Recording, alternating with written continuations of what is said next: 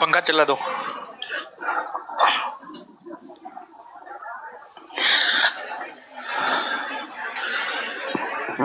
चलिए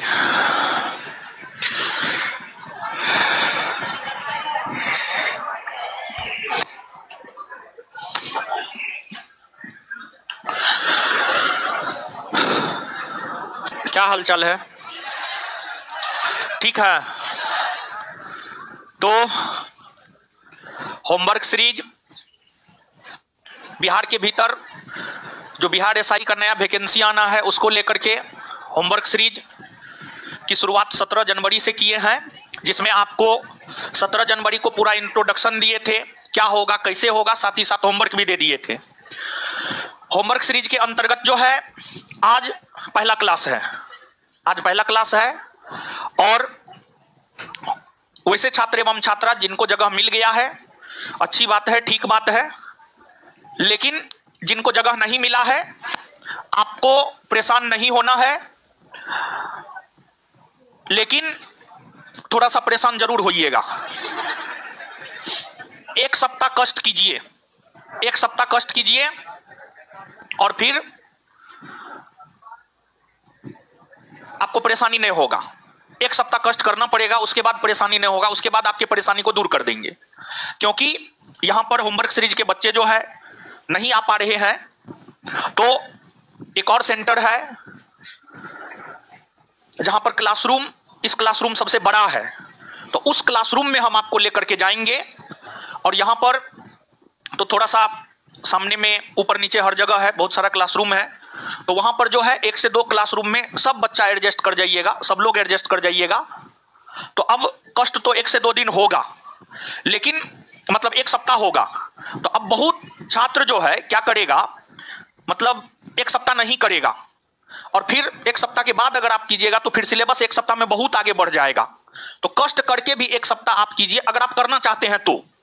अगर आप करना चाहते हैं, इस सीरीज से जुड़ना चाहते हैं, तो कष्ट करके भी जो है 1 सप्ताह आप कीजिए। और 1 सप्ताह के लिए जो है ऑनलाइन भी हम फ्री रख देंगे, ताकि आपको बहुत ज्यादा परेशानी ना हो। क्या जी, है कि ना? रखना दे, तुम जो बोलेगा हम वही करेंगे। रखना दे, हाँ चलिए बोल दिया, रख देते हैं।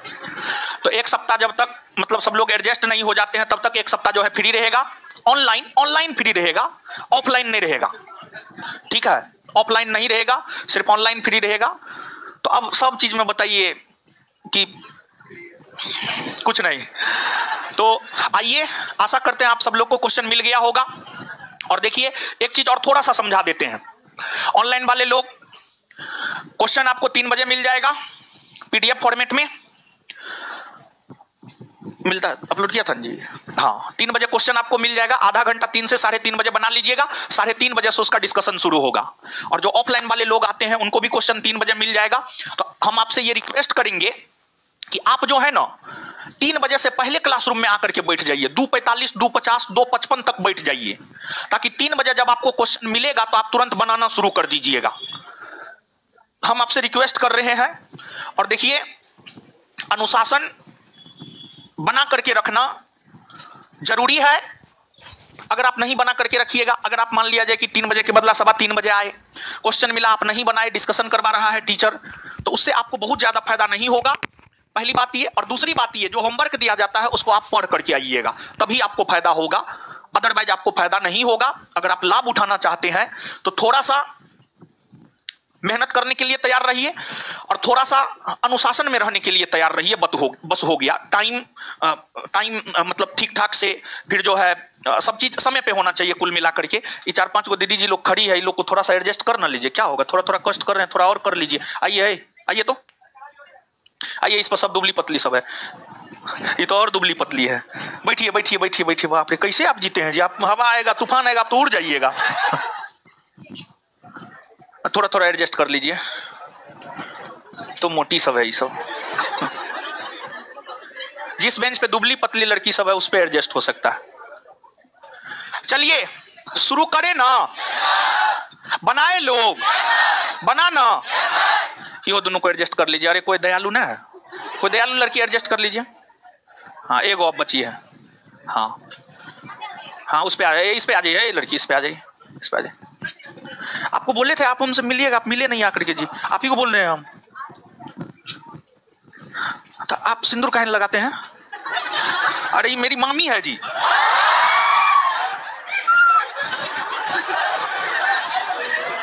सिंदूर नहीं लगाते हैं, बताइए गलत बात है। हिंदू और हैं कि ना है आप?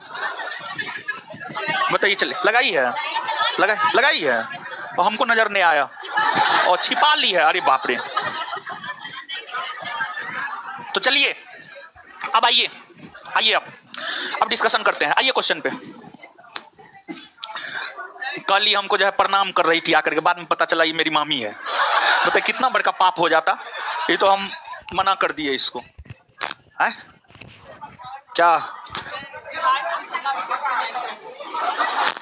एक के दिन में कहिएगा हमको कलेक्टर बना दीजिए, तो वैसा मशीन मेरे पास ना है कि आलू देंगे सोना निकल जाएगा। स्टेप बाय स्टेप हमको पता है। अरे सुनिए तो, हमको पता है, हम ही परीक्षा को 4 बार क्वालिफाई किया। क्या बार? 4 बार। तो हमको पता है कब क्या करवाना है और कितना करवाना है, हमको पता है। ठीक है, तो आप परेशान मत होइए। और जो हम टारगेट बोले हैं ना, 75 से 76 क्वेश्चन लड़ेगा, 74 नहीं होगा, इतना आप विश्वास रखिए। ठीक है, तो जैसे जैसे हम करवा रहे हैं वैसे वैसे आप कीजिए। ठीक है, चलिए ताली नहीं बजाना है। आइए अब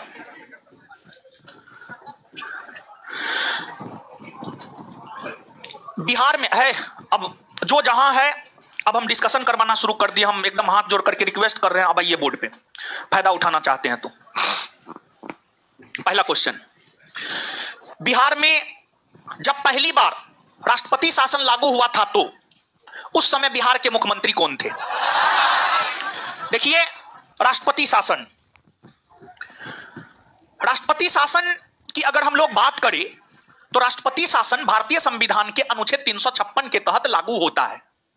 लेकिन सिर्फ अनुच्छेद 356 के तहत राष्ट्रपति शासन लागू नहीं होता है, बल्कि भारतीय संविधान के अनुच्छेद 356 के साथ साथ अनुच्छेद 356 के तहत तो राष्ट्रपति शासन लागू होता ही होता है, लेकिन अनुच्छेद 356 के अलावे अनुच्छेद 365 के तहत भी राष्ट्रपति शासन लागू होता है।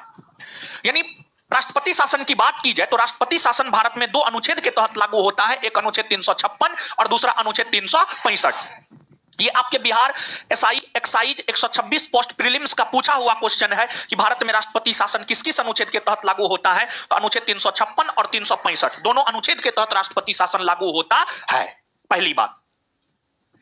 अब अनुच्छेद 356 के तहत राष्ट्रपति शासन तब लागू होता है जब किसी राज्य में संवैधानिक तंत्र विफल हो जाता है।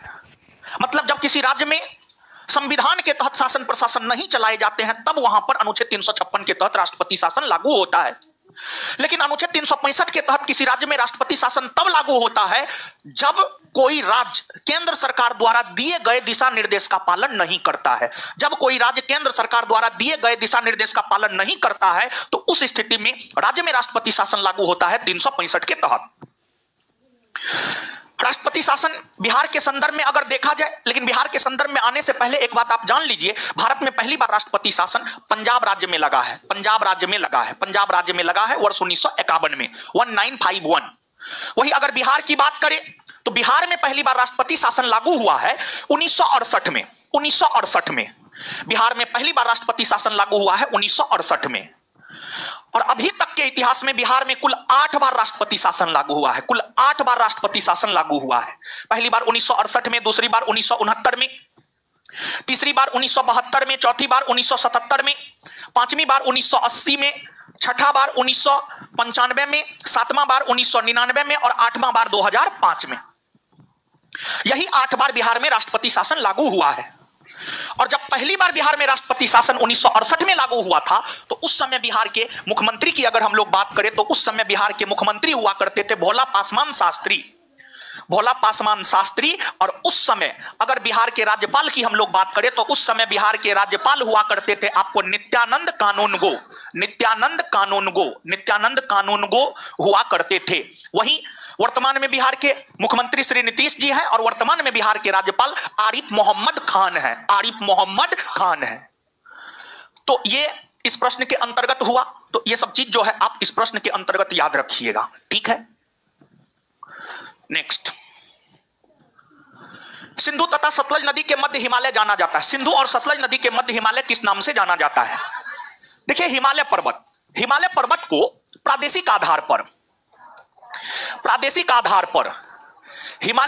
प्रादेशिक आधार पर सर सिडनी बुर्राड नामक विद्वान ने प्रादेशिक आधार पर हिमालय पर्वत का विभाजन 4 भागों में किया। और प्रादेशिक आधार पर सर सिडनी नामक विद्वान ने हिमालय पर्वत का विभाजन जो 4 भागों में किया, उसमें नदी के सीमा को आधार बनाया और नदी के सीमा को आधार बनाते हुए ही प्रादेशिक आधार पर हिमालय पर्वत का विभाजन 4 भागों में किया, जिसमें पहला पंजाब हिमालय है, दूसरा कुमाऊं हिमालय है, तीसरा नेपाल हिमालय है, और चौथा अगर हम लोग देखें तो असम हिमालय है। सिंधु नदी से लेकर सतलज नदी तक फैला जो हिमालय है यही पंजाब हिमालय है। फिर सतलज नदी से लेकर काली नदी तक फैला जो हिमालयी क्षेत्र है वह कुमाऊं हिमालय है, और फिर काली से लेकर तीस्ता नदी तक फैली जो हिमालय है वह नेपाल हिमालय है, और तीस्ता से लेकर दिहांग या ब्रह्मपुत्र नदी तक फैला जो हिमालय है वही आपको असम हिमालय है। तो सिंधु से सतलज नदी के मध्य जो हिमालय है इसे पंजाब हिमालय कहा जाता है, पंजाब हिमालय। और इसकी लंबाई अगर देखा जाए 560 किलोमीटर है। कुमाऊं हिमालय की लंबाई 320 किलोमीटर, नेपाल हिमालय की लंबाई 800 किलोमीटर और असम हिमालय की लंबाई 750 किलोमीटर। हाँ ठीक है, थोड़ा बहुत इधर उधर होता है, कोई दिक्कत नहीं। तो इसका आंसर हो जाएगा पंजाब हिमालय। 1809 ईस्वी में फारसी में गिफ्ट टू मोनोथिस्ट किसने लिखा है? देखिए गिफ्ट टू मोनोथिस्ट, कोई बतिया रहे हैं का? बतियाइएगा तो मेरा मुंह बंद हो जाता है, बात मत कीजिए, ठीक है? फिर हम नहीं बोल पाएंगे, ये ऑटोमेटिक है। आप बतियाइएगा मेरा मुंह बंद हो जाता है, ठीक है? तो आप लोग बतियाइएगा मत, हम यही रिक्वेस्ट करेंगे, ठीक है? 1809 ईस्वी में फारसी में गिफ्ट टू मोनोथिस्ट किसने लिखी है? गिफ्ट टू मोनोथिस्ट, इसका हिंदी होता है एकेश्वर वादियों को उपहार। एकेश्वरवादियों को उपहार। तो एकेश्वरवादियों को उपहार या गिफ्ट टू मोनोथिस्ट, ये जो पुस्तक है, ये पुस्तक भारतीय समाज सुधारक राजाराम मोहन राय के द्वारा लिखा गया है। भारतीय समाज सुधारक राजाराम मोहन राय के द्वारा जो है यह पुस्तक लिखा गया है। राजाराम मोहन राय के द्वारा जो है यह पुस्तक लिखा गया है। देखिए राजाराम मोहन राय भारत के प्रथम समाज सुधारक माने जाते हैं आधुनिक काल में अगर देखा जाए तो आधुनिक काल में राजाराम मोहन राय भारत के प्रथम समाज सुधारक माने जाते हैं। और आधुनिक काल में भारत में सामाजिक धार्मिक सुधार आंदोलन की शुरुआत बंगाल प्रांत से हुई है, और आधुनिक काल में बंगाल प्रांत से जो भारत में सामाजिक धार्मिक सुधार आंदोलन की शुरुआत हुई है उसकी शुरुआत राजाराम मोहन राय ने ही किया है। राजाराम मोहन राय एकेश्वरवादी थे, मतलब राजाराम मोहन राय एक ईश्वर की पूजा में विश्वास करते थे। राजाराम मोहन राय एकेश्वरवादी थे, मतलब एक ईश्वर की पूजा में विश्वास किया करते थे। राजाराम मोहन राय बंगाली थे, हिंदू परिवार से बिलोंग करते थे, लेकिन हिंदू धर्म में बहुदेववाद का प्रचलन है। हिंदू धर्म में लोग बाबा भोले को भी पूजते हैं, कृष्ण को भी पूजते हैं, राम को भी पूजते हैं, देवी काली को भी पूजते हैं, देवी सरस्वती को भी पूजते हैं, देवी दुर्गा को भी पूजते हैं। ये जो एक से अधिक ईश्वर की पूजा होती है इसी को बहुदेववाद वाली प्रथा कहा जाता है या बहुदेववादी कहा जाता है। वही अगर एक ईश्वर की प्रार्थना होती है तो उसी को एकेश्वरवादी कहा जाता है। जैसे इस्लाम धर्म एकेश्वरवादी मत पर आधारित है, क्योंकि इस्लाम धर्म में सिर्फ और सिर्फ एक अल्लाह की इबादत होती है, लेकिन हिंदू धर्म में अनेकों देवी देवता की पूजा अर्चना की जाती है। तो हिंदू धर्म बहुदेववादी है, इस्लाम धर्म एकेश्वरवादी है, और इस्लामी मत से राजाराम मोहन राय प्रभावित थे। और राजाराम मोहन राय बहुदेववाद के विरोधी थे और एकेश्वरवाद के समर्थक थे। तो एकेश्वरवाद की विचारधारा को प्रसारित करने के लिए राजाराम मोहन राय ने जो है एकेश्वरवादियों को उपहार अर्थात गिफ्ट टू मोनोथिस्ट नामक पुस्तक की रचना की है। इसके अलावा राजाराम मोहन राय के द्वारा और भी कई सारी पुस्तकों की रचना की गई है। जैसे, और साथ ही साथ कई सारे समाचार पत्र भी राजा राम मोहन राय के द्वारा निकाला गया है, जैसे संवाद कौमुदी, जैसे मिरातुल अखबार, ये सब राजा राम मोहन राय की रचना है, ये सब राजा राम मोहन राय की रचना है। और राजा राम मोहन राय को जो सबसे ज्यादा याद किया जाता है, उन्होंने ही सती प्रथा के खिलाफ आंदोलन चलाया, लोगों को जागरूक किया, और उन्हीं के प्रयास से लॉर्ड विलियम बेंटिक ने 1829 ईस्वी में कानून बनाकर के सती प्रथा का अंत किया। और राजा राम मोहन राय के समकालीन मुगल बादशाह अकबर द्वितीय थे, जिन्होंने राजा राम मोहन राय को राजा की उपाधि दी। और अकबर द्वितीय का पेंशन अंग्रेजों ने बंद कर दिया था। अकबर द्वितीय के पेंशन को बहाल करवाने के लिए ही राजा राम मोहन राय लंदन गए थे, और लंदन में ही राजा राम मोहन राय का निधन हो गया। मतलब राजा राम मोहन राय एक ऐसे समाज सुधारक थे जिनका निधन भारत से बाहर लंदन की धरती पर हुआ है। महात्मा गांधी ने हिंद स्वराज की रचना मूल रूप से किस भाषा में की है?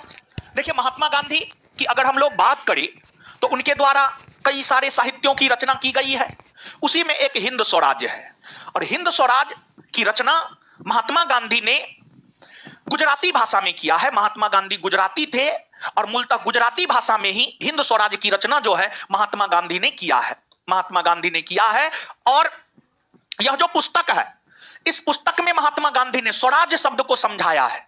स्वराज का क्या मतलब होता है, स्वराज का क्या अर्थ होता है, उसे इसी पुस्तक में महात्मा गांधी ने समझाया है। और इसी पुस्तक में, हिंद स्वराज नामक पुस्तक में ही अगर देखा जाए तो हिंद स्वराज नामक पुस्तक में ही महात्मा गांधी ने ब्रिटिश पार्लियामेंट की तुलना बांझ और बेसिया औरत से किया है, बांझ और बेसिया औरत से किया है। मतलब गांधी जी का इशारा इस ओर था कि जो ब्रिटिश पार्लियामेंट है नॉन प्रोडक्टिव है, मतलब ब्रिटिश पार्लियामेंट नॉन प्रोडक्टिव है, मतलब यहां पर कोई काम उम नहीं होता है। गांधी जी का इशारा इस ओर था। और यह पूछा गया क्वेश्चन है कि गांधी जी ने ब्रिटिश संसद की तुलना बांझ और बेसिया से किस पुस्तक में किया है, तो उसका भी आंसर हो जाएगा हिंद स्वराज। प्रोटेम स्पीकर की नियुक्ति कौन करता है? देखिए, प्रोटेम स्पीकर का पद सामान्य तौर पर अगर देखा जाए तब चर्चा में आता है, प्रोटेम स्पीकर का पद तब चर्चा में आता है जब नई नई लोकसभा का चुनाव होता है। और जब नई नई लोकसभा का चुनाव होता है तो लोकसभा के जितने नवनिर्वाचित सदस्य होते हैं, उन सभी नवनिर्वाचित सदस्यों में जो सबसे वरिष्ठ सदस्य होते हैं उन्हें प्रोटेम स्पीकर के तौर पर नियुक्त भारत के राष्ट्रपति करते हैं। और प्रोटेम स्पीकर का सबसे बड़ा काम होता है लोकसभा के नवनिर्वाचित सदस्यों को शपथ दिलाना। प्रोटेम स्पीकर का सबसे बड़ा काम होता है लोकसभा के नवनिर्वाचित सदस्यों को शपथ दिलाना, लोकसभा के नवनिर्वाचित सदस्यों को शपथ दिलाना प्रोटेम स्पीकर का काम होता है। क्योंकि लोकसभा के नवनिर्वाचित सदस्य बिना शपथ के लोकसभा की कार्यवाही में भाग नहीं ले सकते हैं। अगर लेते हैं तो उस कंडीशन में प्रतिदिन 500 रुपया जुर्माना देना होता है। तो इसी वजह से जो है लोकसभा के नवनिर्वाचित सदस्यों को शपथ दिलाने को लेकर के प्रोटेम स्पीकर का पद लाया गया है, अर्थात अस्थायी अध्यक्ष का पद लाया गया है। और इसकी नियुक्ति भारत के राष्ट्रपति के द्वारा की जाती है। इसकी नियुक्ति अगर देखा जाए तो भारत के राष्ट्रपति के द्वारा की जाती है। दुग्धधारा एवं कपिलधारा जलप्रपात किस नदी पर है? तो दुग्धधारा और कपिलधारा जलप्रपात की अगर हम लोग बात करें तो यह भारत के अंतर्गत नर्मदा नदी पर है। यह भारत के अंतर्गत जो है आपको नर्मदा नदी पर है। और नर्मदा नदी की अगर आप बात करेंगे तो नर्मदा नदी जो है आपको मध्य प्रदेश के अंतर्गत अमरकंटक पहाड़ी से निकलती है और अपने उद्गम से पश्चिम की ओर बहती है और गुजरात के तट पर अपना जल खंभात की खाड़ी में गिराती है। और यह नदी अरब सागर में अपना जल गिराती है या खंभात की खाड़ी में अपना जल गिराती है। और यह नदी डेल्टा नहीं बनाती है बल्कि एस्चुअरी का निर्माण करती है। आंख में प्रवेश करने वाले प्रकाश की मात्रा को कौन नियंत्रित करता है? आइरिस नियंत्रित करता है। आइरिस नियंत्रित करता है। किस अनुच्छेद के तहत राष्ट्रपति प्रधानमंत्री की सलाह से लोकसभा भंग कर सकता है? आप भारतीय संविधान के अनुच्छेद 85 को पढ़िए। भारतीय संविधान के अनुच्छेद 85 को पढ़िए। और जब आप भारतीय संविधान के अनुच्छेद 85 को पढ़ेंगे तो अनुच्छेद 85 ही यह कहता है कि लोकसभा को भंग भारत का राष्ट्रपति करता है और भारत का राष्ट्रपति लोकसभा को भंग प्रधानमंत्री के सलाह पर करता है, प्रधानमंत्री के सलाह पर करता है। और अनुच्छेद 85 में सिर्फ यही नहीं है बल्कि अनुच्छेद 85 में संसद के सदनों के आहूत, सत्रावसान और विघटन, संसद के सदनों के, संसद के सदन यानी लोकसभा राज्यसभा के आहूत, सत्रावसान और विघटन। आहूत का मतलब शुरू होना, सत्रावसान का मतलब एक सत्र का समाप्त होना, सत्रावसान का मतलब एक सत्र का समाप्त होना, एक सत्र का समाप्त होना। अब विघटन का मतलब भंग होना, समझ गए, भंग होना। तो अनुच्छेद 85 में ही संसद के सदनों के आहूत होने, सत्रावसान होने और विघटन होने को लेकर जानकारी मिलता है। और संसद के सत्र को आहूत भी राष्ट्रपति करते हैं, सत्रावसान भी राष्ट्रपति करते हैं और भंग भी राष्ट्रपति करते हैं। लेकिन ध्यान रखें, अगर संसद का सत्र स्थगित होता है या स्थगन या संसद का सत्र जो स्थगित होता है, संसद के सत्र को स्थगित करने या स्थगन करने का अधिकार राष्ट्रपति को नहीं होता है, बल्कि सदन के सभापति या अध्यक्ष को होता है। जैसे लोकसभा को स्थगित करना है तो लोकसभा को स्थगित करेगा लोकसभा का अध्यक्ष, राज्यसभा को स्थगित करना है तो राज्यसभा को स्थगित करेगा राज्यसभा का सभापति। तो स्थगन का अधिकार राष्ट्रपति को नहीं होता है, लेकिन आहूत, सत्रावसान और विघटन का अधिकार राष्ट्रपति को होता है। और यहां पर एक बात और, लोकसभा का विघटन होता है या लोकसभा भंग होता है, लेकिन राज्यसभा का विघटन नहीं होता है, राज्यसभा क्योंकि एक अस्थायी सदन है। इसरो का गठन कब हुआ है? इसरो की अगर हम लोग बात करें तो इसरो का गठन वर्ष 1969 ईस्वी में हुआ है। इसका हेडक्वार्टर बंगलुरु में है। और वर्तमान में इसरो के जो अध्यक्ष हैं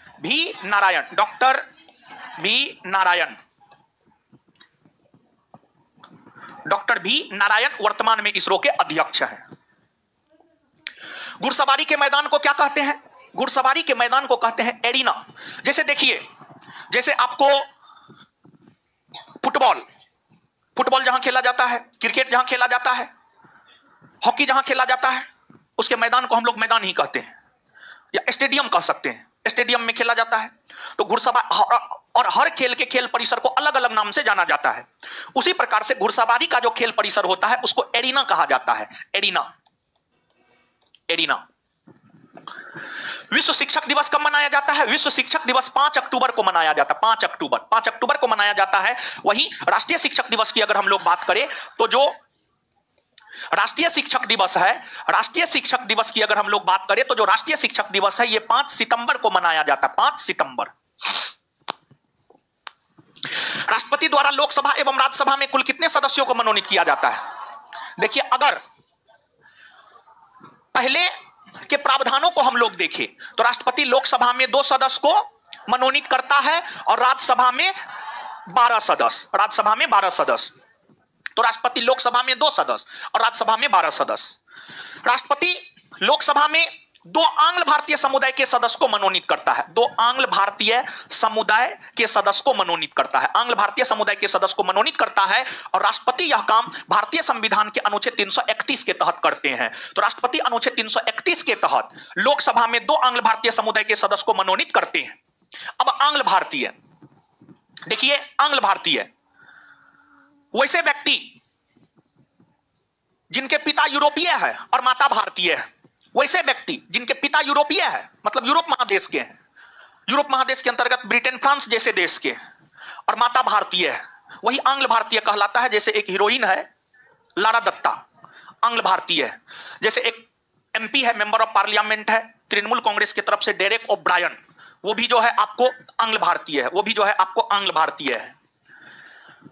लेकिन हाल में एक 104वां संविधान संशोधन हुआ है और 104वां संविधान संशोधन के तहत यह प्रावधान किया गया है कि अब राष्ट्रपति 2 आंग्ल भारतीय समुदाय के सदस्य को मनोनीत नहीं करेंगे। मतलब इस व्यवस्था को अब समाप्त कर दिया गया है। लेकिन आंसर पहले के अकॉर्डिंग ही हम आपको बताएंगे 14। लेकिन इसको भी आप लगे हाथ याद रखिएगा कि 104वां संविधान संशोधन के तहत इस व्यवस्था को समाप्त कर दिया गया है कि राष्ट्रपति अब आंग्ल भारतीय समुदाय के सदस्य को मनोनीत लोकसभा में नहीं करेंगे।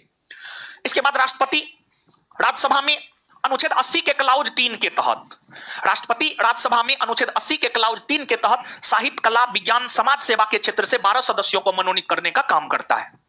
तो टोटल 14 सदस्य को मनोनीत करता है। केंद्रीय मगरमच्छ प्रजनन एवं प्रबंधन प्रशिक्षण संस्थान कहां स्थित है? तो यह हैदराबाद में स्थित है। हैदराबाद। किस रंग के प्रकाश का प्रकीर्णन न्यूनतम होता है? लाल रंग के प्रकाश का प्रकीर्णन न्यूनतम होता है, लाल। और सबसे ज्यादा किसका होता है? सबसे ज्यादा बैगनी। स्विट्जरलैंड की मुद्रा क्या है? फ्रैंक। स्विट्जरलैंड की मुद्रा है फ्रैंक स्विट्जरलैंड की मुद्रा है। स्विट्जरलैंड, अरे एक बात बताइए, कौन ऐसा देश है जहां पर प्रत्यक्ष लोकतंत्र है? यही ना है? हाँ, सही है बोले। भारत का जलीय एवं स्थलीय दोनों क्षेत्र मिलाकर अक्षांशीय विस्तार है। अक्षांशीय विस्तार। भारत का जलीय एवं स्थलीय दोनों क्षेत्र मिलाकर अक्षांशीय विस्तार है। अरे जलीय एवं स्थलीय दोनों, मतलब इसका क्या मतलब हुआ जानते हैं? इसका यह मतलब हुआ यानी भारत का कुल अक्षांशीय विस्तार कितना है। तो भारत का कुल अक्षांशीय विस्तार अगर आप देखिएगा, कुल मतलब संपूर्ण भारत का अक्षांशीय विस्तार है 6 डिग्री 4 मिनट उत्तरी अक्षांश रेखा से लेकर 37 डिग्री 6 मिनट उत्तरी अक्षांश रेखा, 37 डिग्री 6 मिनट उत्तरी अक्षांश रेखा। ये भारत का जलीय एवं स्थलीय दोनों मिलाकर अक्षांशीय विस्तार है। यह भारत का जलीय एवं स्थलीय दोनों मिलाकर अक्षांशीय विस्तार है 6 डिग्री 4 मिनट उत्तरी अक्षांश रेखा से 37 डिग्री 6 मिनट उत्तरी अक्षांश रेखा। भारत के सबसे दक्षिण में 6 डिग्री 4 मिनट उत्तरी अक्षांश रेखा पर इंदिरा पॉइंट है, जिसे पार्सन पॉइंट या पिगमेलियन पॉइंट भी कहते हैं। वही सबसे उत्तरी बिंदु 37 डिग्री 6 मिनट उत्तरी अक्षांश रेखा पर लद्दाख में इंदिरा कॉल है। मतलब यहां पर कुल मिलाकर के इस क्वेश्चन का डिमांड है, डिमांड इस क्वेश्चन का कुछ नहीं है, और इस क्वेश्चन का डिमांड यही है कि पूरे भारत का अक्षांशीय विस्तार कितना है। तो पूरे भारत का अक्षांशीय विस्तार यानी संपूर्ण भारत का अक्षांशीय विस्तार अगर देखा जाए तो 6 डिग्री 4 मिनट उत्तरी अक्षांश रेखा से 37 डिग्री 6 मिनट उत्तरी अक्षांश रेखा। अगर संपूर्ण शब्द का प्रयोग ना करे, सीधे तौर पर पूछे भारत का अक्षांशीय विस्तार, तो उस कंडीशन में 8 डिग्री 4 मिनट उत्तरी अक्षांश रेखा से 37 डिग्री 6 मिनट उत्तरी अक्षांश रेखा। भारत के पूर्वोत्तर के अंतर्गत कितने राज्य आते हैं? 8।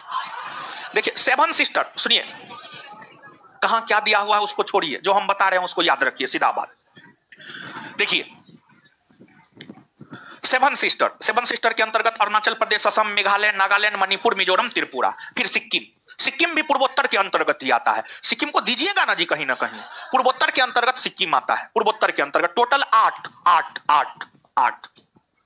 8 एगो 7 सिस्टर और एगो सिक्किम, 7 सिस्टर और एगो सिक्किम। अब कहिएगा पश्चिम बंगाल, तो पश्चिम बंगाल पूर्वोत्तर के अंतर्गत नहीं आता, भारत के पूर्वी भाग के अंतर्गत आता। पूर्वी भाग के अंतर्गत पश्चिम बंगाल आता, पूर्वोत्तर के अंतर्गत नहीं आता है। संभात ने वो खंभात की खाड़ी किन दो स्थानों के बीच अवस्थित है? खंभात की खाड़ी किन दो स्थानों के बीच अवस्थित है? देखिए ध्यान दीजिएगा,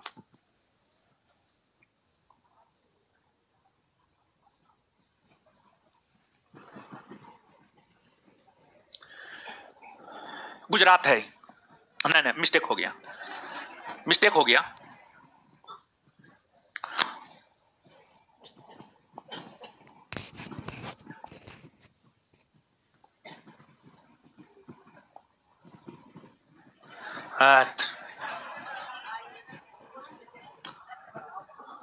अब हो गया, ठीक है, ये भी मिस्टेक हो गया। नहीं ठीक है, लेकिन थोड़ा फिगर ठीक नहीं बना। हम लोग पढ़े हैं बोरा पर सरकारी स्कूल में, तो आज का ना बच्चा को अथी करवाया जाता, फिगर उगर बनवाया जाता है।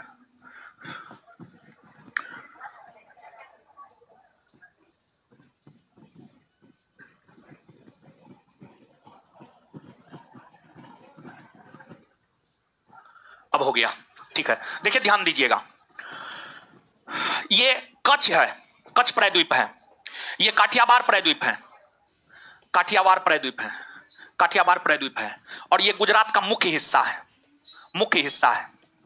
गुजरात का मुख्य हिस्सा है। ऊपरी हिस्सा कच्छ प्रायद्वीप है, नीचे वाला हिस्सा काठियावाड़ प्रायद्वीप है, और ये गुजरात का मुख्य हिस्सा है। कच्छ प्रायद्वीप और काठियावाड़ प्रायद्वीप के बीच में ये जो जलीय भाग है, ये है आपको कच्छ की खाड़ी है। ये जो कांडला बंदरगाह है, कांडला बंदरगाह कच्छ की खाड़ी में ही है। अब यह जो काठियावाड़ प्रायद्वीप है और गुजरात का मुख्य हिस्सा है, इस बीच में जो यह जलीय भाग है, यही है खंभात की खाड़ी। और खंभात की खाड़ी की अगर हम लोग बात करें तो गुजरात के मुख्य हिस्सा में, गुजरात और महाराष्ट्र के सीमा पर जो है एक दमन नामक शहर है, दमन। और काठियावाड़ प्रायद्वीप के दक्षिणी भाग में यहां पर दीव नामक शहर है, दीव नामक शहर है। तो जो दमन और दीव है, दमन और दीव के बीच में ही खंभात की खाड़ी है। तो गुजरात के अंतर्गत जो है कच्छ प्रायद्वीप और काठियावाड़ प्रायद्वीप के बीच में कच्छ की खाड़ी है, और काठियावाड़ प्रायद्वीप और गुजरात के मुख्य हिस्सा या काठियावाड़ प्रायद्वीप के दक्षिण में स्थित जो दीव है और इधर जो दमन है, दीव और दमन के बीच में खंभात की खाड़ी गुजरात में स्थित है। इसी खंभात की खाड़ी से मलिक काफूर को 1000 दिनार में खरीदा गया था, समझ गए? यही खंभात की खाड़ी है। तो खंभात की खाड़ी किन दो स्थानों के बीच है? तो दमन व दीव।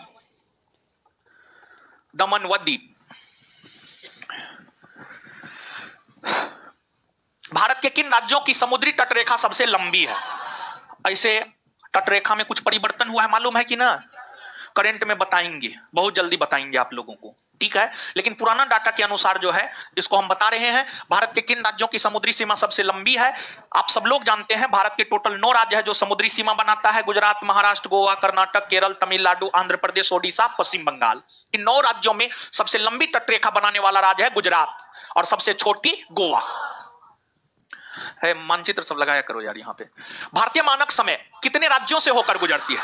भारतीय मानक समय मतलब 82.5 डिग्री पूर्वी देशांतर रेखा। भारतीय मानक समय का निर्धारण 82.5 डिग्री पूर्वी देशांतर रेखा करता है। भारतीय मानक समय रेखा का निर्धारण 82.5 डिग्री पूर्वी देशांतर रेखा करता है और 82.5 डिग्री पूर्वी देशांतर रेखा पर जो समय होता है वही समय पूरे भारतवर्ष में होता है। इसी वजह से इस देशांतर रेखा को भारतीय मानक समय रेखा कहा जाता है। और जो भारतीय मानक समय रेखा है यह भारत के 5 राज्यों से होकर गुजरती है, जिसको याद रखने का ट्रिक है मौका। एम से मध्य प्रदेश,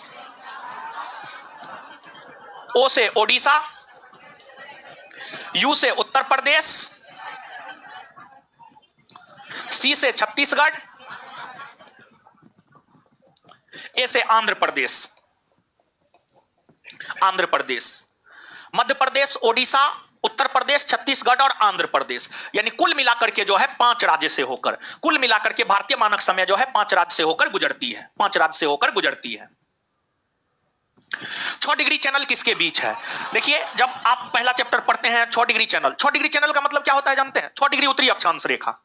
8 डिग्री चैनल का मतलब होता है 8 डिग्री उत्तरी अक्षांश रेखा। 9 डिग्री चैनल का मतलब होता है 9 डिग्री उत्तरी अक्षांश रेखा।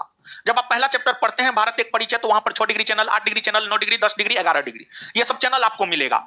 जिसमें 6 डिग्री चैनल की अगर हम लोग बात करें तो जो 6 डिग्री चैनल है यह ग्रेट निकोबार को सुमात्रा से अलग करता है। ग्रेट निकोबार को सुमात्रा से अलग करता है। और ग्रेट निकोबार की अगर हम लोग बात करें तो भारत के दक्षिण पूर्व में बंगाल की खाड़ी है और बंगाल की खाड़ी में अंडमान निकोबार द्वीप समूह है। अंडमान निकोबार द्वीप समूह का ही सबसे दक्षिणी द्वीप है ग्रेट निकोबार। अंडमान निकोबार द्वीप समूह का ही सबसे दक्षिणी द्वीप है ग्रेट निकोबार। और ग्रेट निकोबार अंडमान निकोबार द्वीप समूह का ही सबसे दक्षिणी द्वीप नहीं है, बल्कि भारत का भी सबसे दक्षिणी द्वीप है। और ग्रेट निकोबार के दक्षिण पूर्व में जाइएगा तो इंडोनेशिया का सुमात्रा द्वीप मिलेगा। तो जो इंडोनेशिया का सुमात्रा द्वीप है और भारत का ग्रेट निकोबार द्वीप है, इन दोनों को अलग करता है 6 डिग्री चैनल। फिर 8 डिग्री चैनल मालदीव को मिनिकॉय से अलग करता है। 9 डिग्री चैनल मिनिकॉय को लक्षद्वीप से अलग करता है। 10 डिग्री चैनल अंडमान को निकोबार से अलग करता है। 11 डिग्री चैनल अमीनी द्वीप को कन्नामोरे द्वीप से अलग करता है। भारत का औसत समुद्र तल का मापन कहां से किया जाता है? भारत में समुद्र तल सब का जो निर्धारण होता है वह चेन्नई से होता है। कहां से होता है? चेन्नई से। चेन्नई से होता है। अगर 0 डिग्री देशांतर रेखा पर दिन का 12 बज रहा है तो 100 डिग्री पूर्वी देशांतर रेखा पर समय क्या होगा? देखिए, आपको पृथ्वी है ये, आप सब लोग जानते हैं। पृथ्वी की अगर बात की जाए तो पृथ्वी के उत्तरी भाग में एक उत्तरी ध्रुव है, नॉर्थ पोल है। और पृथ्वी के दक्षिणी भाग में एक आपको दक्षिणी ध्रुव है। दक्षिणी ध्रुव है यानी साउथ पोल है। साउथ पोल है वह काल्पनिक रेखा जो पृथ्वी के उत्तरी ध्रुव को दक्षिणी ध्रुव से आपस में जोड़ता है, वही देशांतर रेखा कहलाता है। पृथ्वी पर 2 ध्रुव है, उत्तरी ध्रुव और दक्षिणी ध्रुव, नॉर्थ पोल और साउथ पोल। तो वह काल्पनिक रेखा जो पृथ्वी के उत्तरी ध्रुव को दक्षिणी ध्रुव से आपस में जोड़ती है वही देशांतर रेखा कहलाता है। और देशांतर रेखाओं की कुल संख्या है 360। 360 देशांतर रेखाओं में एक 0 डिग्री देशांतर रेखा है। और जो 0 डिग्री देशांतर रेखा है यह पृथ्वी के लगभग बीच से होकर गुजरती है और पृथ्वी को 2 बराबर भाग पूर्वी देशांतर और पश्चिमी देशांतर में विभाजित करती है। पूर्वी देशांतर और पश्चिमी देशांतर, दाहिना जाइएगा पूर्वी देशांतर, बायां आइएगा पश्चिमी देशांतर। पश्चिमी देशांतर, पश्चिमी देशांतर, पश्चिमी देशांतर। अब विश्व का कोई भी देश हो वह अपने समय का निर्धारण 0 डिग्री देशांतर रेखा के आधार पर ही करता है। 0 डिग्री देशांतर रेखा के दाहिना जाते हैं तो दाहिना जाने पर समय बढ़ता है। 0 डिग्री देशांतर रेखा के दाहिना जाने पर समय बढ़ता है, यानी पूर्वी देशांतर में जाने पर समय बढ़ता है। और पूर्वी देशांतर पर में जाने पर समय इसलिए बढ़ता है क्योंकि पृथ्वी अपने अक्ष पर पश्चिम से पूरब की ओर घूमती है। 0 डिग्री देशांतर रेखा से पूरब जाने पर या पूर्वी देशांतर में जाने पर समय बढ़ता है। और समय इसलिए बढ़ता है क्योंकि पृथ्वी अपने अक्ष पर पश्चिम से पूरब की ओर घूमती है। पृथ्वी अपने अक्ष पर पश्चिम से पूरब की ओर घूमती है, इसी वजह से बढ़ता है। और बढ़ता तो है लेकिन प्रति देशांतर 4 मिनट बढ़ता है। 1 डिग्री देशांतर बराबर 4 मिनट। 1 डिग्री देशांतर बराबर 4 मिनट। प्रति देशांतर 4 मिनट बढ़ता है। अब कैसे प्रति देशांतर 4 मिनट बढ़ता है तो देखिए, ध्यान दीजिएगा। पृथ्वी एक ग्रह है जिस पर मानव आबादी निवास करता है, और सौर मंडल के सभी 8 ग्रहों में एकमात्र पृथ्वी है जिस पर मानव निवास करता है, जिस वजह से पृथ्वी को अद्भुत ग्रह भी कहा जाता है। पृथ्वी अपने अक्ष पर भी घूमता है और सूर्य की भी परिक्रमा करता है। पृथ्वी अपने अक्ष पर भी घूमता है और सूर्य की भी परिक्रमा करता है। और आप सब लोग जानते हैं कि 23 घंटा 56 मिनट और 4 सेकेंड, 23 घंटा 56 मिनट 4 सेकेंड में पृथ्वी एक बार अपने अक्ष पर पूरा घूम जाता है। यानी पृथ्वी लगभग एक बार अपने अक्ष पर पूरा घूमने में 24 घंटा का समय लगाता है। 24 घंटा का समय लगाता है। 24 घंटा में पृथ्वी एक बार अपने अक्ष पर घूम जाता है, यानी 24 घंटा बराबर हो जाएगा 360 डिग्री। 360 डिग्री। जब 24 घंटा बराबर 360 डिग्री है तो 1 घंटा बराबर कितना डिग्री? तो 1 घंटा बराबर 360 अपॉन 24। और अगर आप काटिएगा तो आ जाएगा कितना? 15। तो 1 घंटा में पृथ्वी अपने अक्ष पर 15 डिग्री घूमती है। 15 डिग्री घूमती है। और जब 1 घंटा में पृथ्वी अपने अक्ष पर 15 डिग्री घूमती है तो 1 घंटा को क्या हम लोग 60 मिनट लिख सकते हैं? 60 मिनट बराबर 15 डिग्री, या 15 डिग्री बराबर 60 मिनट लिख सकते हैं, एकदम लिख सकते हैं।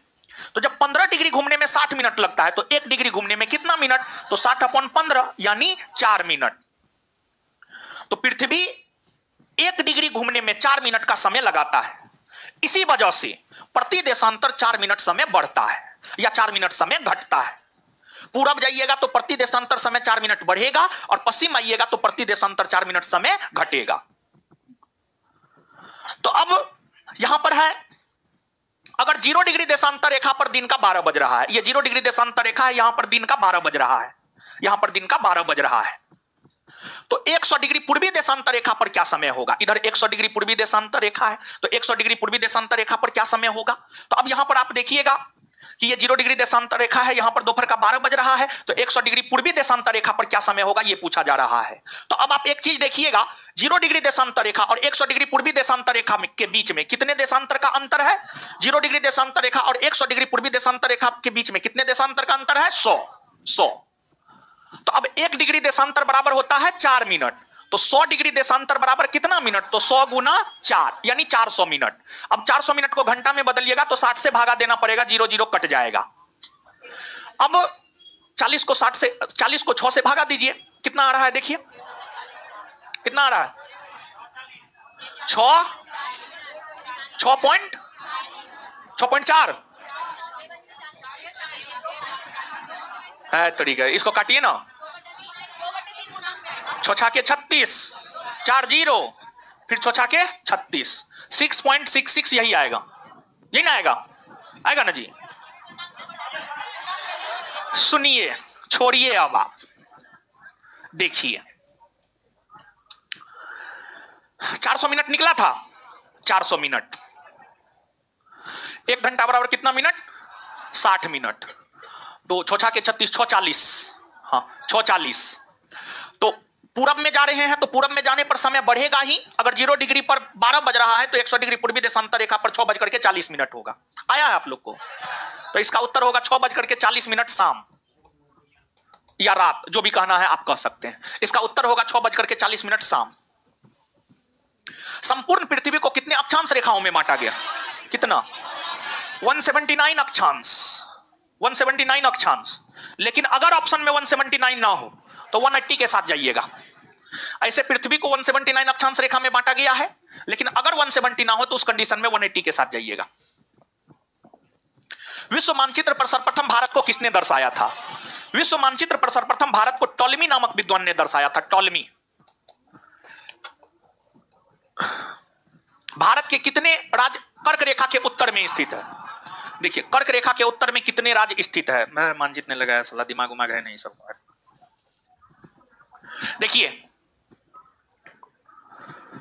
कर्क रेखा की अगर हम लोग बात करें तो कर्क रेखा लगभग भारत के बीचों बीच से होकर गुजरती है, और भारत के 8 राज्य से होकर कर्क रेखा गुजरती है। गुजरात से होकर गुजरती है, राजस्थान से होकर गुजरती है, मध्य प्रदेश से होकर गुजरती है, छत्तीसगढ़ से होकर गुजरती है, झारखंड से होकर गुजरती है, वेस्ट बंगाल से होकर गुजरती है, त्रिपुरा से होकर गुजरती है और मिजोरम से होकर गुजरती है, मिजोरम। तो कर्क रेखा गुजरात, राजस्थान, मध्य प्रदेश, छत्तीसगढ़, झारखंड, वेस्ट बंगाल, त्रिपुरा, मिजोरम से होकर गुजरती है। तो इन 8 राज्यों से होकर तो कर्क रेखा गुजरती है। इसके ऊपर में जो भारतीय राज्य है वह भारत के उत्तर में है और इसके दक्षिण में जो भारतीय राज्य है वह भारत के दक्षिण में है। और यह कर्क रेखा भारत को 2 बराबर भाग में विभाजित भी करती है। इसके ऊपर जाइएगा उत्तरी भारत, नीचे आइएगा दक्षिणी भारत। अब उत्तर भारत में कौन कौन से राज्य है? तो उत्तर भारत में राज्य पूछ रहा है तो आप देखिएगा, तो हिमाचल प्रदेश राज्य मिल जाएगा, पंजाब मिल जाएगा, हरियाणा मिल जाएगा, उत्तर प्रदेश मिल जाएगा, उत्तराखंड, उत्तर प्रदेश, फिर बिहार, फिर सिक्किम, और इसके बाद इधर आप आइएगा तो अरुणाचल प्रदेश, असम, मेघालय, नागालैंड, मणिपुर। ठीक है। तो अब आप देखिएगा, गिनिए, यही सब राज्य कर्क रेखा के उत्तर में है। राजस्थान से तो गुजरबे करती है, गुजरात से तो गुजरबे करती है, मध्य प्रदेश से तो गुजरबे करती है, तो जिससे होकर गुजरती है उत्तर या दक्षिण में थोड़े होगा, नहीं होगा। तो यही सब राज्य है जो कर्क रेखा के उत्तर में है। तो हिमाचल प्रदेश 1, पंजाब 2, हरियाणा 3, उत्तराखंड 4, उत्तर प्रदेश 5, बिहार 6, सिक्किम 7, आंध्र प्रदेश 8, असम 9, मेघालय 10, नागालैंड 11 और मणिपुर 12। यही 12 राज्य है। तो कर्क रेखा के उत्तर में स्थित भारतीय राज्यों की संख्या कुल कितनी है? 12। इसके बाद कर्क रेखा के दक्षिण में कई सारे राज्य हैं, जैसे महाराष्ट्र हो गया, गोवा हो गया, कर्नाटका हो गया, केरला हो गया, तमिलनाडु, आंध्र प्रदेश, तेलंगाना, ओडिशा। ये तमाम ऐसे भारतीय राज्य हैं जो कर्क रेखा के दक्षिण में है, कर्क रेखा के दक्षिण में है। तो कर्क रेखा भारत के 8 राज्य से होकर गुजरते हैं, ये भी आपने देखा। कौन राज्य कर्क रेखा के उत्तर में है, ये भी आपने देखा। कौन राज्य कर्क रेखा के दक्षिण में है, ये भी आपने देखा। और कर्क रेखा जो भारत के 8 राज्यों से होकर गुजरती है उसको क्रमवार तरीका से याद रखने का ट्रिक है, गरम छाछ पी तृप्ति मिलेगी। ग से गुजरात, र से राजस्थान, म से मध्य प्रदेश, छ से छत्तीसगढ़, झ से झारखंड, प से पश्चिम बंगाल, त्र से त्रिपुरा और मी से मिजोरम। कर्क रेखा एवं 82.5 डिग्री पूर्वी देशांतर रेखा एक दूसरे को किस राज्य में प्रतिच्छेद करती है? छत्तीसगढ़ में प्रतिच्छेद करती है। और दूसरी बात, यह दोनों बघेलखंड के पठारी क्षेत्र में भी एक दूसरे को प्रतिच्छेद करती है। भारतीय उपमहाद्वीप में कितने देश है? 5। भारत, पाकिस्तान, बांग्लादेश, नेपाल और भूटान। भारत के कितने ऐसे राज्य हैं जिनकी सीमा अंतरराष्ट्रीय सीमा को स्पर्श नहीं करती है? अच्छा, देखिए, सबसे पहली बात, अंतरराष्ट्रीय सीमा समझ रहे हैं? जब कोई भारतीय राज्य किसी दूसरे देश के साथ सीमा साझा करती है तो वही अंतरराष्ट्रीय सीमा हो जाएगा। गुजरात अंतरराष्ट्रीय सीमा साझा करती है पाकिस्तान के साथ, गुजरात के बाद राजस्थान, फिर पंजाब, राज्य है यहां पर, केंद्र शासित प्रदेश नहीं है, पंजाब, फिर इसके बाद हिमाचल प्रदेश, उत्तराखंड, उत्तर प्रदेश, बिहार, सिक्किम, वेस्ट बंगाल, इसके बाद अरुणाचल प्रदेश, असम, मेघालय, नागालैंड, मणिपुर, मिजोरम, त्रिपुरा। ये सब ऐसा भारतीय राज्य है जो अंतरराष्ट्रीय सीमा बनाती है। तो गुजरात 1, राजस्थान 2, पंजाब 3, हिमाचल प्रदेश 4, उत्तराखंड 5, उत्तर प्रदेश 6, बिहार 7, वेस्ट बंगाल 8, सिक्किम 9, अरुणाचल प्रदेश 10, असम 11, मेघालय 12, नागालैंड 13, मणिपुर 14, मिजोरम 15, त्रिपुरा 16। तो 16 ऐसा भारतीय राज्य है जो अंतरराष्ट्रीय सीमा बनाती है। तो टोटल भारत में कितना राज्य है? 28 में से 16 को घटा लीजिए तो 8 में से 6 जाएगा 2, 12 ऐसे राज्य है जो अंतरराष्ट्रीय सीमा को साझा नहीं करती है। ये सब राज्य अंतरराष्ट्रीय सीमा को साझा करती है। इन राज्यों के अलावा जो अन्य 12 राज्य है वो अंतरराष्ट्रीय सीमा को साझा नहीं करती है। तमिलनाडु के कन्याकुमारी से कृष्णा नदी डेल्टा तक के तट को क्या कहते हैं? कोरोमंडल तट। और भारत में शीत ऋतु में वर्षा कौन तट पर होता है? कोरोमंडल तट। और कोरोमंडल तट पर शीत ऋतु में वर्षा कौन मानसूनी पवन से होता है? तो लौटती हुई मानसूनी पवन या दक्षिणी या उत्तरी पूर्वी मानसूनी पवन।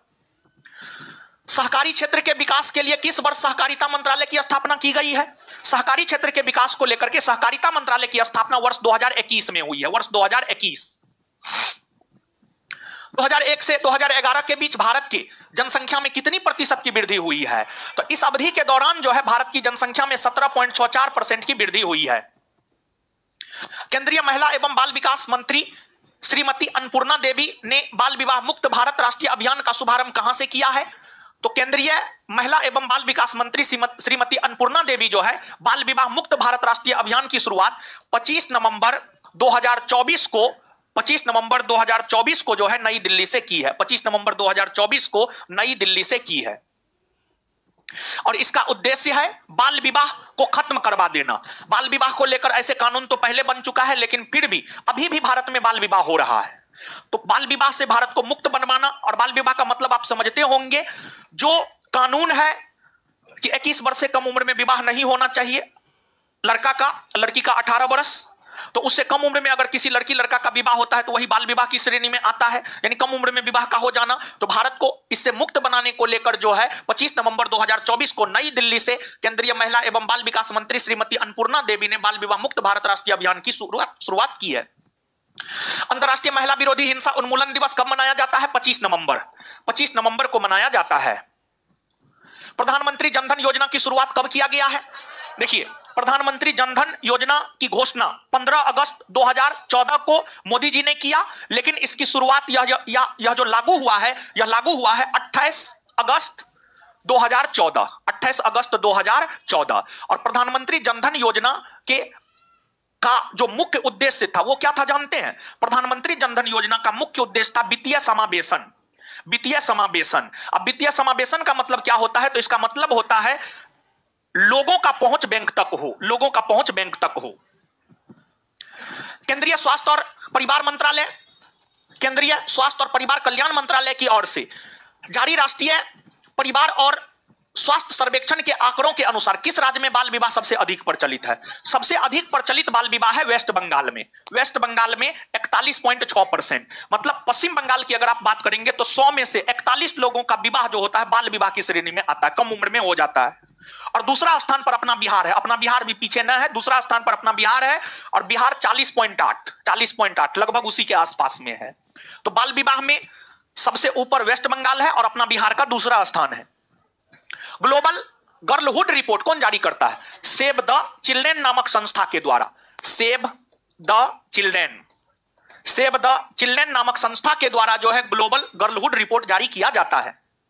देश में जन्म एवं मृत्यु रजिस्ट्रीकरण अधिनियम कब पारित हुआ है? 1969 ईस्वी में।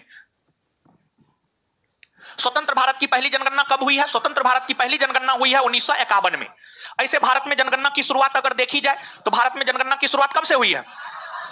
1872। पहली बार भारत में जनगणना 1872। और वही आजाद भारत में पहली बार 1951। भारत में सबसे कम आबादी वाला केंद्र शासित प्रदेश है लक्षद्वीप। सबसे कम आबादी वाला केंद्र शासित प्रदेश लक्षद्वीप है, वही सबसे अधिक आबादी वाला केंद्र शासित प्रदेश दिल्ली है। भारत में सबसे अधिक वर्षों तक रहने वाला यूरोपीय कंपनी पुर्तगाली ईस्ट इंडिया कंपनी।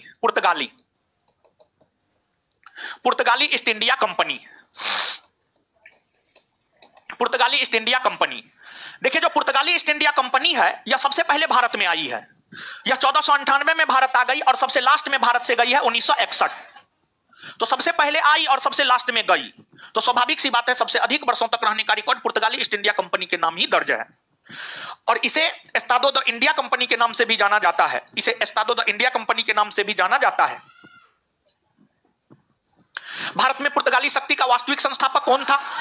देखिए, जब भारत में पुर्तगाली कंपनी का आगमन हुआ तो उसके आगमन का उद्देश्य था भारत में मसालों के व्यापार पर एकाधिकार स्थापित करना।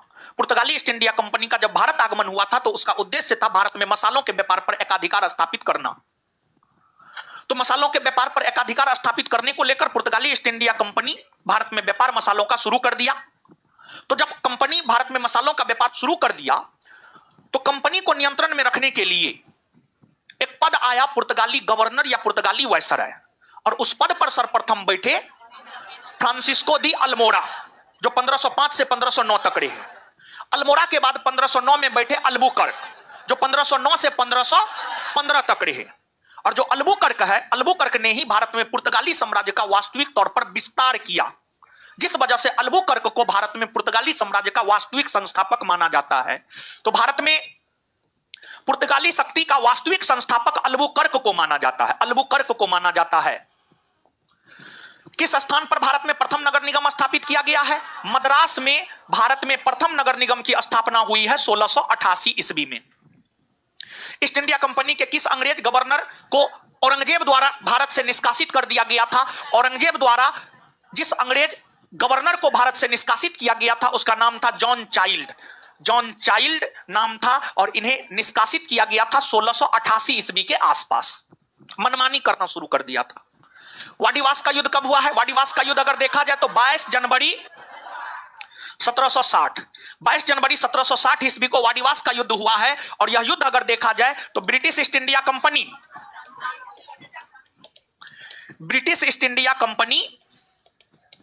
और फ्रांसीसी ईस्ट इंडिया कंपनी, इन दोनों यूरोपीय कंपनियों के बीच वाडीवास का युद्ध हुआ है। और इस युद्ध में ब्रिटिश ईस्ट इंडिया कंपनी की जीत हुई, फ्रांसीसी ईस्ट इंडिया कंपनी की हार हुई। और इसी युद्ध से फ्रांसीसी ईस्ट इंडिया कंपनी का पतन हुआ माना जाता है, पतन हुआ माना जाता है। और इस युद्ध में अंग्रेजी कंपनी की तरफ से नेतृत्व सर आयरकुट ने किया था और फ्रांसीसी कंपनी की तरफ से नेतृत्व काउंट लाली ने। फ्रांसीसियों ने अपना मुख्यालय कहां बनाया था? पांडिचेरी या पुडुचेरी। अंग्रेजों ने किस मुगल बादशाह के समय पटना में अपनी व्यापारिक कोठी खोली थी? अंग्रेजों ने पटना में अपनी व्यापारिक कोठी 1632 में खोला था, 1632 में। अब 1632 के समय मुगल बादशाह कौन थे? तो मुगल बादशाहों में प्रथम मुगल बादशाह बाबर का शासनकाल 1526 से 1530, बाबर के बाद हुमायूं का शासनकाल 1530 से 1540 और पुनः 1555 से 56। फिर अकबर 1556 से 1605, अकबर के बाद जहांगीर 1605 से 1627, जहांगीर के बाद शाहजहां 1628 से 1657। तो 1628 से 1657 ये शाहजहां का शासनकाल है। और शाहजहां के शासनकाल के दौरान ही 1632 ईस्वी में पटना में अंग्रेजों ने अपनी व्यापारिक कोठी खोली थी, यानी उसका उत्तर हो जाएगा शाहजहां। कर्नाटक युद्ध किन किन के मध्य लड़ा गया था? कर्नाटक युद्ध की अगर हम लोग बात करें तो जो कर्नाटक युद्ध है, कर्नाटक युद्ध अगर हम लोग देखें तो ब्रिटिश ईस्ट इंडिया कंपनी और फ्रांसीसी east India company, British east India company और फ्रांसीसी ईस्ट इंडिया कंपनी के बीच कर्नाटक का युद्ध लड़ा गया है। चोल का युद्ध कब हुआ है? चोल का युद्ध 1508 में हुआ है। और यह युद्ध मिस्र और पुर्तगाल के बीच मुख्य तौर पर यह युद्ध हुआ है। इस युद्ध में मिस्र की जीत हुई है, पुर्तगाल की हार हुई है। और हिंद महासागर में चोल के युद्ध में पुर्तगालियों की जो हार हुई है वह पुर्तगालियों की पहली हार मानी जाती है। राजा राम मोहन राय का पूर्वगामी किसे कहा जाता है? राजा राम मोहन राय का पूर्वगामी कहा जाता है अल्बुकर्क को कहा जाता है, अल्बुकर्क को कहा जाता है। और अल्बुकर्क को राजा राम मोहन राय का पूर्वगामी क्यों कहा जाता है? अल्बुकर्क को राजा राम मोहन राय का पूर्वगामी इसलिए कहा जाता है क्योंकि राजा राम मोहन राय से पहले सती प्रथा का अंत अल्बुकर्क ने ही किया था। विशेष तौर पर जो पुर्तगाली क्षेत्र था, जहां पर पुर्तगालियों का शासन था, वहां पर सती प्रथा का अंत अगर देखा जाए तो वहां पर सती प्रथा का अंत जो है आपको राजा राम मोहन राय से पहले अल्बुकर्क ने किया था। तो इसी वजह से उन्हें राजा राम मोहन राय का पूर्वगामी माना जाता है। भारतीय सेना ने 1961 ईस्वी में किस ऑपरेशन के तहत गोवा को पुर्तगालियों से मुक्त करवाया? ऑपरेशन विजय। कौन सा ऑपरेशन? ऑपरेशन विजय। ऑपरेशन विजय। डच ईस्ट इंडिया कंपनी की स्थापना कब हुई है? 1602। सप्तवर्षीय युद्ध ब्रिटिश और फ्रांस के बीच कब लड़ा गया? 1756 से 1763। 1756 से 1763। और इस युद्ध की समाप्ति पेरिस के संधि के तहत हुई है। पेरिस की संधि के तहत 1763 ईस्वी में इस युद्ध की समाप्ति हुई है। पेरिस की संधि के तहत 1763 ईस्वी में इस युद्ध की समाप्ति हुई है। किसने ईस्ट इंडिया कंपनी के बारे में यह टिप्पणी की कि कंपनी एक असंगति है और परंतु यह उस व्यवस्था का भाग है जहां सब कुछ ही असंगत है? यह स्टेटमेंट लॉर्ड मैकाले के द्वारा दिया गया। लॉर्ड मैकाले यानी कंपनी की बुराई एक प्रकार से किया है लॉर्ड मैकाले। अंग्रेजों द्वारा प्रथम मान्यता प्राप्त फैक्ट्री कहां खोली गई? अंग्रेजों द्वारा प्रथम मान्यता प्राप्त फैक्ट्री 1611 ईस्वी में आंध्र प्रदेश के मसूलीपट्टनम में खोला गया। आंध्र प्रदेश के मसूलीपट्टनम में खोला गया। किस अधिनियम द्वारा बंगाल के गवर्नर को बंगाल का गवर्नर जनरल पदनाम दिया गया? बंगाल के गवर्नर को बंगाल का गवर्नर जनरल पदनाम 1773 के रेगुलेटिंग एक्ट के तहत दिया गया है। 1773 के रेगुलेटिंग एक्ट के तहत दिया गया है। 1773 के रेगुलेटिंग एक्ट के तहत दिया गया है। वहीं बंगाल के गवर्नर को भारत के गवर्नर का पदनाम 1833 के चार्टर एक्ट के तहत दिया गया है। वहीं भारत के गवर्नर जनरल को भारत के वायसराय का पद नाम 1858 के भारत परिषद अधिनियम के तहत दिया गया। ये तीनों बात याद रखिएगा। कंपनी के कर्मचारियों को बिना लाइसेंस प्राप्त किए निजी व्यापार करने तथा भारतीय लोगों से उपहार लेना प्रतिबंधित कर दिया गया है 1773 के रेगुलेटिंग एक्ट के तहत। रेगुलेटिंग एक्ट 1773 में निहित कमियों को दूर करने के लिए ब्रिटिश संसद ने कौन सा एक्ट पारित किया? रेगुलेटिंग एक्ट की अगर हम लोग बात करें तो इस एक्ट का उद्देश्य था भारत में कंपनी पर नियंत्रण स्थापित करना। भारत में जो ब्रिटिश ईस्ट इंडिया कंपनी शासन प्रशासन करना शुरू कर दिया था उसको नियंत्रण में लेने के लिए ही ब्रिटिश संसद ने 1773 का रेगुलेटिंग एक्ट पारित किया। लेकिन इसमें कई सारी कमियां रह गई थी। इस एक्ट की कमियों को दूर करने के लिए 1781 ईस्वी में एक्ट ऑफ सेटलमेंट लाया गया। 1781 ईस्वी में एक्ट ऑफ सेटलमेंट लाया गया। एक्ट ऑफ सेटलमेंट लाया गया। किस एक्ट के तहत गवर्नर जनरल परिषद की संख्या 4 से घटाकर 3 कर दी गई? 1784 के पिट्स इंडिया एक्ट के तहत। 1784 के पिट्स इंडिया एक्ट के तहत गवर्नर जनरल को वीटो शक्ति का अधिकार किस एक्ट के तहत दिया गया? 1786 का अमेंडमेंट एक्ट। 1786 का अमेंडमेंट एक्ट, विशेषाधिकार। किस अधिनियम के तहत कंपनी को भारत में व्यापार के एकाधिकार को अगले 20 वर्षों की अवधि के लिए बढ़ा दिया गया? 1793 के चार्टर एक्ट। 1793 के चार्टर एक्ट के तहत। प्रथम विधि आयोग का गठन कब किया गया? प्रथम विधि आयोग का गठन 1834 में हुआ है और प्रथम विधि आयोग का अध्यक्ष बनाया गया था लॉर्ड मैकाले। और जो प्रथम विधि आयोग है या विधि आयोग है, विधि आयोग का गठन भारत में सुशासन की स्थापना को लेकर किया जाता है। ब्रिटिश सरकार के किस अधिनियम ने सबसे पहली बार भारत में शिक्षा के लिए 1 लाख रुपए दिए थे? 1813 के चार्टर एक्ट में यह प्रावधान किया गया था कि भारतीय शिक्षा पर प्रतिवर्ष 1 लाख रुपया दिया जाएगा। 1773 के अधिनियम द्वारा कलकत्ता में कब सर्वोच्च न्यायालय की स्थापना की गई? 1773 के अधिनियम द्वारा कलकत्ता में सर्वोच्च न्यायालय की स्थापना 1774 में हुआ। और कलकत्ता के सर्वोच्च न्यायालय के प्रथम मुख्य न्यायाधीश कौन हुए? Sir Elijah Impey. किस अधिनियम द्वारा मद्रास एवं मुंबई के गवर्नर बंगाल के गवर्नर जनरल के अधीन हो गए? 1773 के रेगुलेटिंग एक्ट। 1784 के अधिनियम पारित होने के समय ब्रिटेन के प्रधानमंत्री कौन थे? विलियम पीट थे। इसी वजह से 1784 के अधिनियम को पिट्स इंडिया एक्ट कर दिया गया। वहीं 1773 का रेगुलेटिंग एक्ट जब पारित हुआ था तो उस समय ब्रिटेन के प्रधानमंत्री थे लॉर्ड नॉर्थ।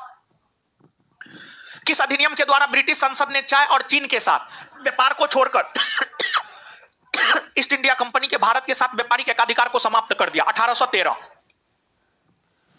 किस एक्ट के तहत बंगाल के गवर्नर जनरल को संपूर्ण भारत का गवर्नर जनरल बनाया गया? 1833। भारत का प्रथम गवर्नर जनरल कौन था? Lord William Bentinck.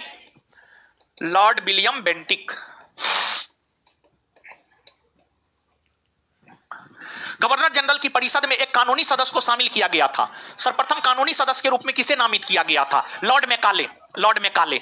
और कानूनी सदस्य को शामिल करने की घोषणा 1833 के चार्टर एक्ट में हुआ और 1834 में शामिल किया गया और पहली बार कानूनी सदस्य के तौर पर लॉर्ड मैकाले को शामिल किया गया। भारत में कितनी शास्त्रीय भाषाएं हैं? Classical language. देखिए ध्यान दीजिएगा, शास्त्रीय भाषा, एक तो पहली बात यह है, हल्ला मत कीजिए, पहली बात यह है संविधान की 8वीं अनुसूची में 22 भाषा को राजभाषा का दर्जा दिया गया है। राजभाषा यानी कामकाज की भाषा, यानी भारत में संविधान की 8वीं अनुसूची में जो 22 भाषा को राजभाषा का दर्जा दिया गया है उसी भाषा में राजकाज होगा। उन राजभाषाओं के अलावा शास्त्रीय भाषा भी भारत में कुछ है। शास्त्रीय भाषा की दर्जा उन भाषाओं को दिया जाता है जो भाषा 2000 से 3000 वर्ष पुरानी हो, तथा जो भाषा 2000 से 3000 वर्ष पुरानी हो तथा जिस भाषा की उत्पत्ति किसी दूसरे भाषा से नहीं हुई हो, उसे ही शास्त्रीय भाषा का दर्जा दिया जाता है। पहले शास्त्रीय भाषा की संख्या 6 थी, वर्तमान में 11 है, क्योंकि 2024 में, अक्टूबर 2024 में 5 और भाषा को शास्त्रीय भाषा का दर्जा दे दिया गया। वर्तमान में शास्त्रीय भाषाओं की कुल संख्या 11 है। वर्तमान में शास्त्रीय भाषा की कुल संख्या 11 है और जो 11 भाषा जिसे शास्त्रीय भाषा का दर्जा दिया गया है, तमिल, संस्कृत, तेलुगु, कन्नड़, मलयालम, ओडिया। पहले यही 6 था, तमिल, संस्कृत, तेलुगु, कन्नड़, मलयालम, ओडिया। लेकिन 2024 में जो 5 और भाषा को शास्त्रीय भाषा का दर्जा दे दिया गया है, मराठी, प्राकृत, पाली, बंगाली और असमिया। 2024 में यही 5 और भाषा को शास्त्रीय भाषा का दर्जा दिया गया। तो 6 पहले से था, 5 और हो गया, यानी टोटल 11 हो गया। वर्तमान में 11, 2024 में इस 5 को दिया गया है। और सबसे पहले शास्त्रीय भाषा का दर्जा तमिल को दिया गया है 2004 में, फिर 2006 में संस्कृत, 2005 में संस्कृत को, फिर 2008 में तेलुगु और कन्नड़ सबको दिया गया है। लिख लिए। भारत का सबसे प्राचीनतम नृत्य माना जाता है, भारत का सबसे प्राचीनतम नृत्य है भारतनाट्यम, तमिलनाडु है, तमिलनाडु का है। भारत में कितने शास्त्रीय नृत्य है? 8। और जो 8 शास्त्रीय नृत्य है, सुनिए बता रहे हैं, आप बताइए मत। 8 शास्त्रीय नृत्य है। भारतनाट्यम का संबंध तमिलनाडु राज्य से है। भारतनाट्यम के बाद कुचिपुड़ी, आंध्र प्रदेश, इसके बाद मोहिनीअट्टम, केरल, इसके बाद कथकली भी केरल, केरल, इसके बाद कथक उत्तर भारत या उत्तर प्रदेश भी आप कह सकते हैं, कोई बात नहीं है। इसके बाद सत्रिया असम का है, मणिपुरी मणिपुर का है, ओडिसी ओडिशा का है। यही 8 शास्त्रीय नृत्य है। लेकिन भारत सरकार का जो संस्कृति मंत्रालय है वह 6 को भी शास्त्रीय नृत्य का दर्जा दे दिया है। तो अगर भारत सरकार के मंत्रालय के अंतर्गत पूछेगा तब हो जाएगा 9, ऐसे एज इट इज पूछेगा तो 8, और यही 8 होगा। 8। कन्नड़ एवं तेलुगु को शास्त्रीय भाषा का दर्जा कब दिया गया? 2008 में। मणिपुरी शास्त्रीय नृत्य में प्रायः किस भगवान के कथा प्रसंगों का चित्रण होता है? राधा और कृष्ण, राधा और कृष्ण, राधा और कृष्ण, राधा और कृष्ण। चलिए अगला होमवर्क सुनिए।